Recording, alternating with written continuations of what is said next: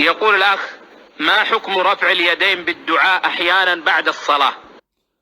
The brother is saying, what's the ruling on raising the hand sometimes to make dua after the prayer دون مواظبة على ذلك. without being consistent upon it or doing it regularly.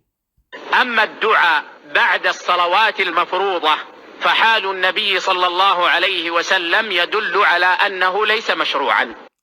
As for making dua after the obligatory prayers, then the condition of the Prophet ﷺ with regards to his prayers show and indicate that this is not something that's legislated. أعني أنك فور السلام تدعو وتخص ذلك بما بعد الصلاة. Meaning that you supplicate straight after the prayer and you intend to do it after you specify making supplication after the obligatory prayers. وإنما المشروع في حقك إذا سلمت أن تقول الأذكار. That which is legislated with regards to what you should do is that you say the well-known adhkar, the remembrances and the sayings that the Prophet ﷺ did after the prayer. أستغفر الله أستغفر الله أستغفر الله قلتم هذا دعاء. Meaning saying astaghfirullah, astaghfirullah, astaghfirullah. The Shaykh is saying after that, you say, or you would say, this is dua. You're asking Allah for, basically that you're asking Allah for forgiveness. قلنا نعم لأنه مناسب للصلاة. تقول. Okay, he says yes because it is munasib or suitable for salah, prayer. أستغفر الله لأنك تستشعر تقصيرك في الصلاة. You say astaghfirullah, I seek Allah's forgiveness because you recognize and acknowledge your deficiency in that prayer.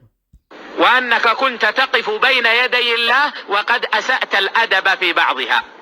That you were standing in front of Allah and you had أسأت الأدب means like you had bad manners in some part of the salah. التفت بقلبك عن الله. That you turned away or you was heedless with regards to your prayer, or i.e. you turned away with your heart from Allah subhanahu wa ta'ala. فتقول أستغفر الله ثم تقول اللهم أنت السلام. So you say astaghfirullah, then you say Allahumma anta salam ومنك السلام تباركت يا ذا الجلال والإكرام وتذكر الأذكار المعلومة. So you say Allahumma anta salam wa minka salam tabarakta ya dhal jalali wal ikram. Then you mention the adhkar, the remembrances that are well known. فإذا فرغت من الأذكار إن شئت أن تدعو فادعو. Then after that, after you've done the adhkar, if you want to make dua, then make dua. لكن ليس من أجل أنه بعد الصلاة وإنما لأن هذا وقت من أوقات المسلمين. But not because you're doing it after the prayer, rather it's just a time from the times of the Muslims. It's not, you're not specifying it that due to it being after the prayer. تدعو لأنه وقت وليس خاصا بما بعد الصلاة. You making this dua, you making supplication because it's a time, you have time, and not specifically because it's after the prayer. أما النوافل فلا أعلم مانعا يمنع من الدعاء بعدها. As for the voluntary prayers, then I don't know anything that would prevent making dua after it. فلا بأس أن يدعو المسلم بعد النافلة.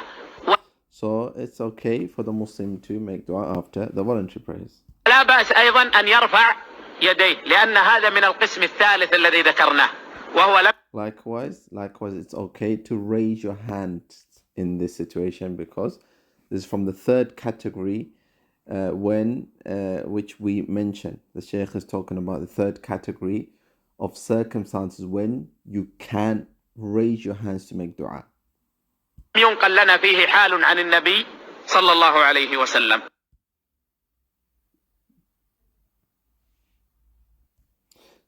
the third category the Shaykh is referring to is those scenarios where you may want to make dua, or it may seem like you should make dua, but the Prophet ﷺ, but there was no report that the Prophet ﷺ made dua in that circumstance. So these scenarios are times when it is permissible to raise the hands to make dua, because there's nothing to indicate that you cannot do it. So there are three categories. The first is those scenarios where the Prophet ﷺ raised the hands. Then of course, then that is something that's legislated. And those scenarios where we know the Prophet ﷺ did not raise his hands, then we do not do it. And the third scenario is when we do not know whether he raised his hands or not. Then in that case, you have a choice to raise your hands. Wallahu ta'ala a'lam wa sallallahu ala nabiyyina wa sallam.